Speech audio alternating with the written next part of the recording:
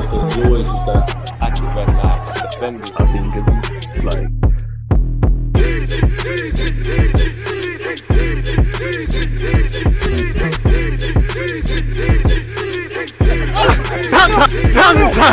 People deluded, I'm back again. Come on, Ian. Come on.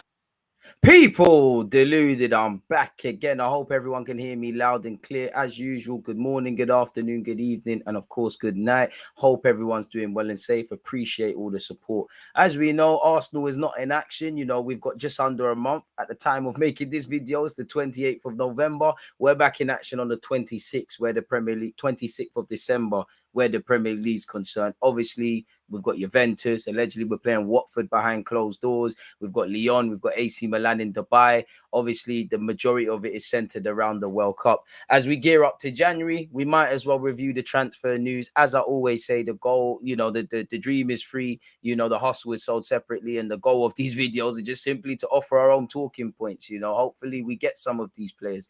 As usual, turn on your notifications. Make sure you're liking, commenting, and subscribing on all my other vids. Check out my YouTube playlist where I've got a transfer playlist where I speak about everything in it. So yeah, it is what it is. On that note, let me share my screen with you guys. First thing is actually non-transfer related, people. We've been given a date for our Manchester City home game, people. I believe this is, well, it is in February. It's on the 15th of February, people. It's been rearranged and it will be a 7:30 kickoff on Amazon Prime. So bear that in mind. That's a title contender clash, provided we're still doing in February what we've been doing in the first half of the season. I don't look at the league table though. Away from that, anything is possible. World Cup start opens door to potential Arsenal move. This is in relation to Cody Gakpo. In my opinion, the man's a Manchester United player, in it. That man got the Dutch ties, you know. You got Van der Sar helping them get Lisandro Martinez. You got Ruud van Nistelrooy's gaffer at PSV. You know, it is what it is. Allegedly, he has said he's open to leaving PSV in January, people, and he was close to joining either Leeds or Southampton in the summer, to the point where apparently there was a private helicopter ready to take him to Ellen Road. So if he does join United, I know it's not quite the Leeds-Man United rivalry, but he's already got brownie points. I think he's done well in the World Cup. I still think there's many gears to go up. Naturally, he's 23, he's not the finished article, but there's a lot to like. He's versatile. He plays with his head up. He's very intelligent. Ten Hag knows about his abilities as well, having come across him in his previous time in the Eredivisie. So it is what it is. You know, Gakpo is going to keep being linked with other teams until he joins United. Some reports even say he's agreed a contract. You know, United are going to get their man, especially with CR7 leaving. He's been linked with Arsenal, Liverpool, Leeds United, and Manchester United in January, specifically the 23-year-old. What has he said? Well, he said, right now, I'm busy with the Dutch team. I'll see what happens in the winter. In football, anything is possible. That's true. I'm focused now on the World Cup. It's always nice to hear, but I'm just focused here and to do my best. I don't get shy about the rumors, but it's a team sport. It's not about one person. I prefer it to be about the team. It's nice things that people write, but I'm not too concerned with that. I'm not surprised. I know what I'm capable of, but it's always a challenge to reach your highest level. That's possible. I'm not there yet. I can improve in a lot of things. I know I scored 2 goals this World Cup, but that's not the focus right now. I can improve. I want to help the team. It's about being the best team in the end. Mature words from a young 23-year-old, and there's nothing more I can add. Fantastic words on him, people. Fantastic Arsenal star wants to leave the club in January. Rory is capping a lot. Man said fantastic. Apparently, Cedric Suarez is keen to leave in January. He isn't playing any football. You know, he's made more than 50 appearances in 2 years at Arsenal. I find that even hard to believe, but he's only played 27 minutes of football this year. Ben White's been playing right back. Tomiyasu will play there as well as on the other places. Any injuries, then you need a body in Cedric. So maybe Mikel Arteta might be slightly reluctant in letting, you know, the Portuguese star depart. But without talking about what could be, clearly Cedric Suarez doesn't have a future here. We either need to bring someone that's better and can compete with Ben White and Tomiyasu, who play right back as well as a couple of other roles. It is what it is in that regard. He's keen to leave. Allegedly, Michael Bridge of Sky Sports told Give Me Sport, there's a lot of interest in Cedric, and my understanding is he wants to move on, but Arsenal won't allow that unless they bring someone else in, learning our lessons from last Jan. I think at Arsenal, maybe we'll see 1 or 2 coming in and 1 or 2 going out in January. So if we can get a midfielder and a winger, maybe a right back, then the Cedrics, Lokonga potentially on loan. Anything can happen in the market, but they're probably the only players. You never know who's pushing for a move. You never know what might happen, really and truly, in terms of offers. Apparently, he held talks in the summer with Fulham, and apparently he's been linked with Fulham again. An Italian publication speaking on a Portuguese star about a player that plays at Arsenal in England. I don't know if the bulk of that rumor is to be believed, the source country that it's come out of. But apparently, that report has claimed the West London club had held talks with Cedric Suarez's agent over a possible mid-season transfer. So we'll have to see what happens there, really and truly. Apparently Joao Felix is set to leave Real Madrid after a complete breakdown in his relationship with manager Diego Simeone. We have spoken about Joao Felix before, and I guess that George Mendes is going to have his work cut out to find his client a new club, as well as Cristiano Ronaldo. But, one of George Mendes' clients in Fabio Vieira is at the Emirates, so maybe that's something there. Apparently the last 2 windows we've tried to approach, as you can see here, Arsenal have tried twice to sign Joao Felix on loan with a view to a transfer. Apparently, a move to Bayern Munich was rejected by his club in the summer of 80 million. So that kind of tells you what sort of money you might be needing to bring to the table, really and truly. Fabrizio Romano said, Joao Felix is a special talent, but we know his situation with Atletico Madrid has not been easy. He had a good relationship with the club and the fans, but there are tensions with Diego Simeone. This is why he's now open to leaving Atletico Madrid in 2023. We'll see if it's in January or the summer. Ironically, I'm actually waiting to do Portugal versus Uruguay watch-along business for the World Cup. So we'll have to see, because of anything can happen, be linked with a lot of clubs. There's a lot of clubs that could purchase him. Man United, Chelsea, Arsenal have been linked, as well as other clubs. But January is a techie time to do business. Maybe he has to wait till the summer, but he's playing at a World Cup. He can use that platform to get his move. But apparently, it's not true that Felix is asked to leave, but he's open to a move. Atletico Madrid invested a lot of money in the young forward, so the board still want to protect the player and see if he can make it at the club, rightly so. So it is what it is in that regards, people. Mudryk remains Arsenal's top target ahead of Pulisic, says Fabrizio Romano as well, people. There has been rumours that we're in for Pulisic, and as well as Man United, who have concerns about his injury in Newcastle. Now, his contract is running down. He's got 18 months. That's probably where these rumours come from, whether he's joining Arsenal or not. Romano has said Pulisic was already on Manchester United's list in the summer, but Chelsea didn't want to loan him out at the time. His future depends on the proposals. At the moment, the situation is still quiet. Arsenal's priority remains Mudryk for January, but it's still early. So you have to make of that what you can. And once again, reports have linked us with Pulisic, especially because it's a bit inconsistent for him at Manchester, at Chelsea, and Manchester United, Newcastle United have all been linked with the former Borussia Dortmund man. Manchester United and Newcastle made inquiries in August, and along with Arsenal are among those monitoring developments. So maybe he's a backup target if things go left for Arsenal in terms of Mudryk or anybody else. So we'll have to watch that one with a close eye, people. As you can see here, Arsenal have been offered Pulisic, with Manchester United having some concerns about the Chelsea winger's injury record. The Arsenal tax, forget about it. ESPN have reported that Arsenal, United and Newcastle have all been made aware that Pulisic is looking to move.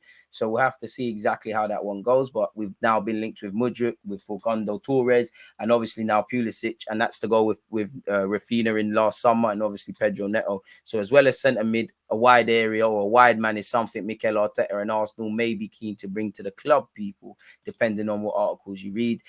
Agreement reached to sign top Arsenal Liverpool target. This just further confirms apparently Manchester United have reached an agreement with PSV to sign Cody Gakpo, people. Whatever that fee is, I don't know. Apparently that it is what it is, people. So we'll have to see how that one develops. That just further confirms Pulisic. Newcastle apparently are moving closer to bringing in Leandro Trossard, and this article has just basically said Arsenal and Atletico have also been credited with interest in him, people. His contract expires in 2023, but Brighton do have the option of extending the 27-year-old's contract by a further year of 2024, further delaying the inevitable of probably selling him, people. Apparently, Arsenal and Liverpool target has told agent he wants moved to AC Milan. This is in relation to Noah Okafor, who is sporting director at his current club, Salzburg. He said he hopes he has a good World Cup so he can get a move, people. Apparently, it will take 30 million, in brackets, 35 million euros to sign him, people. So we'll have to see. I don't doubt that the clubs are monitoring him, but I'm not too sure if anyone's going to, it seems like agents and clubs more so trying to make a profit or get their client a move than clubs having admiration for him, anything more than admiration, better yet. Clearly, they've scouted him. He's probably on a list to monitor his development if he could be one. But tangible offers, I'm not too sure at this moment in time, people. Mudryk has been linked with a move to Arsenal, and apparently a journalist has confirmed he can't turn down Arsenal move, allegedly. Ben Jacobs has apparently said, and, you know, Mudryk has probably been keeping this guy's bills paid because that's all he talks about. From Mudryk's point of view, he wants Arsenal. It's as simple as that. He said many times, including directly to me in an interview that I did about 2 months ago, he said he can't say no to Arsenal. He's spoken directly with Zinchenko, his countryman. He's very impressed by Mykhaylo Mudryk and the style that the team play, people. So, yeah, he's able to play left wing, right wing, and a couple of others. So, bring him to the carpet, man. I'm kind of tired of talking about Mudryk. Apparently, Juventus expect him to sign for Arsenal. Player expected to sign for Arsenal in January, barring surprises. Defeat admitted on behalf of competitor, really. There's been suggestions he'll cost 100 million euros. We all know that's probably West, people. Apparently, this article has said Arsenal have cut out Juventus, meaning the Serie A side are now out of the race for the Shakhtar player. Arsenal expecting to offer around 40 million plus high bonuses for a January move, and that's difficult to compete with for Italian clubs. Therefore, barring surprises, Mudryk is expected to join Arsenal in the winter transfer market, people. Completely off topic, but Ben White was missing from England training today through illness, people, so I don't know if he'll be involved in the final group stage game against Wales, people. Romano said, I'm not aware of Shakhtar lowering their demands for Mudryk. He was valued at closer to 40 million euros in the summer, but his incredible form means it's changed and it can keep changing. Last I was told, it's likely to be at least 65 million euros, people. Ben Jacobs has once again said, people, kind of reiterating what has happened. You know, he did say previously, let's pause that, Arsenal is a very good team. From my side, I can't say no to Arsenal. So he's doing all he can to twerk for a move. Looking here, you know, Tim, who is, I don't know who this is. Oh, Tim Stillman, who does quite a good work for the Athletic, Arse blogs, and he does a great job in actually covering Arsenal women, and he deserved his award he recently got. Now, this is just his personal opinion, folks, but as you can see here, I think Lokonga will go, and El Nene's deal is only for a year. Xhaka and Partey will be in their 30s next season, so there are midfield spots open. I feel Danilo is more the Lokonga El Nene replacement rather than the Partey replacement, and I believe that as well, and I've spoken on that. But why not? We need depth, even if every midfielder is fit that's currently here. I wouldn't want to get rid of Lokonga permanently. If you make a profit, fair enough. But I think if a midfielder or two come in and we have depth in that position to allow us to get through to the end of the season without Lokonga, then the next step probably has to be go out on loan, and then in the summer we see where you're at, really and truly, because Belgium have stunk up the place in the World Cup squad, in the World Cup. And if you're a Belgian player, away from just manager opinions, if you're not in that World Cup squad, then it has to ask questions. Lokonga needs to play. Right now, you can't afford to play him because we're going to drop points.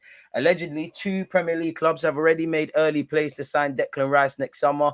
Chelsea are not one, but it's expected they'll go for him. I'd reckon Chelsea, City, Liverpool, maybe even Man United, but I'd love Arsenal to sign him. I think fans do overrate him, as good as he is. You know, put him on the level he's not. It's probably a dream signing, but it's a myth, people. Nonetheless, it is what it is where he's concerned. 2 Premier League clubs have already made early plays to sign Declan Rice next summer. Chelsea are not one, but it's expected they'll go in for him. He's apparently showed no willingness to sign a new deal either, people, and further confirmation of that. So there's no tangible rumours apart from social media with Declan Rice and actually Jude Bellingham. I know David Seaman's been talking him up, but yeah.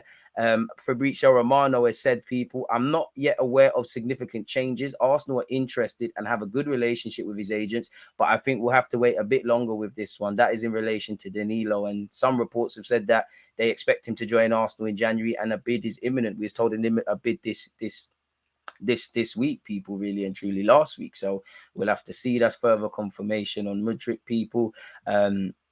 What's this? This basically says it's basically done. What a good report. What great timing from us, people. Google Translate, are you going to help me out with this? Of course, I can't understand Italian. This is the source in relation to that. I can't, again, no Google Translate, so we've not been helped out here. Arsenal insists on Mudryk, Juventus cut out. Mikel Arteta's Arsenal have made the first big offer for Mykhaylo Mudryk to join the Emirates Stadium squad. The offer is 40 million plus a further 40 million in bonuses. So that takes that to about 80, you know. In other words, the signing of the young Shakhtar, the next player, could be worth more than 46 million euros. It appears that the signing of the young Ukrainian striker will be completed in the winter transfer window following the World Cup in Qatar. Barring surprises, Mykhaylo Mudryk will join Arsenal squad. So if we get him and Danilo, then we've kind of helped ourselves out, people, you know, in terms of squad depth and long-termism, really. Doesn't appear that there's news here. Telemans is keen on a move to Arsenal, although Football.London reported in the summer that Arsenal were prepared to wait until his current contract expires to secure the 25-year-old on a free transfer. So if you could get Telemans, Danilo, Mudryk, and anywhere else, then it is what it is. Arsenal will travel to Dubai on the 4th of December and return on the 14th, because we'll have a game 8 days later on the 18th, a pre-season game against mid-season game against Juventus. Apparently, Arsenal have actually returned to London Coley. Obviously, those that are not involved in the World Cup, people. So it is what it is. Not everybody rates Mudryk, though. Apparently, Julian Laurence has offered his opinion and said he's not yet ready for a move to the Premier League. I'm a fan to a certain extent because I'm not really sure he's ready yet for the Premier League. I'm not saying about Arsenal the way Arsenal play, just for the Premier League, full stop. He's still someone who needs a lot of space in front of him for his pace to get him going. I mean, he's 21-year-old playing in the Ukrainian league, joining mid-season. He's not going to do the business from the start. And if he does, the length of consistency he shows might not be sustainable. He's at the elementary stage of his career, obviously.